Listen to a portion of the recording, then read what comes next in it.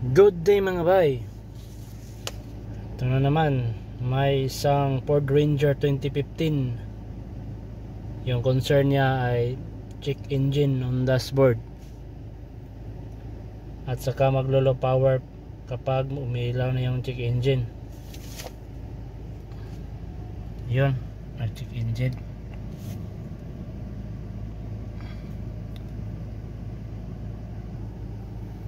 So kanina in-scan natin, ang nakuha nating DTC ay P00BD.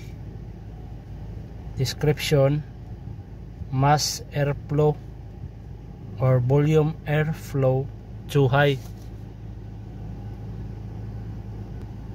So i-check natin kung ano bang dahilan nitong bakit umiilaw, nag-check engine siya at saka mass airflow yung tinuturo niya.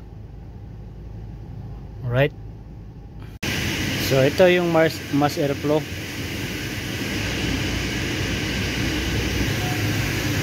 Tine-check natin kanina yung mga wirings niya, okay naman,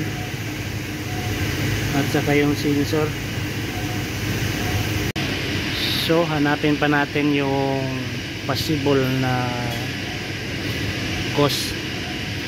Try natin check yung air cleaner, isa din to na possible plug up. Okay pa naman.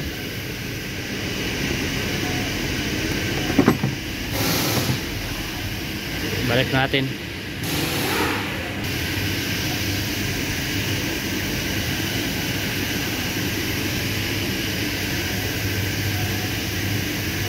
Or posible din mga may air leak.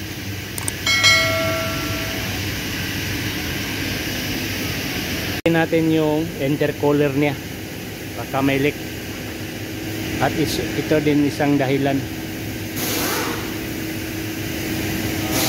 Wala dito.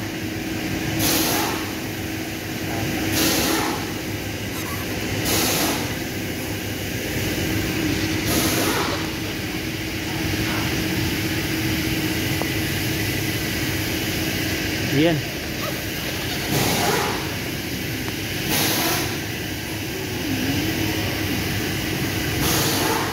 Ayun. Ito yung dahilan. Butas yung intercooler niya. Dito. Kita nyo?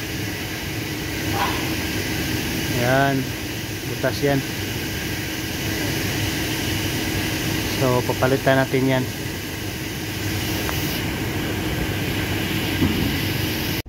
So yun lang mga bay. Sana may nakukuha kayong konting kaalaman sa aking video ngayon. At salamat sa panonood. And don't forget to subscribe my YouTube channel. Bye bye.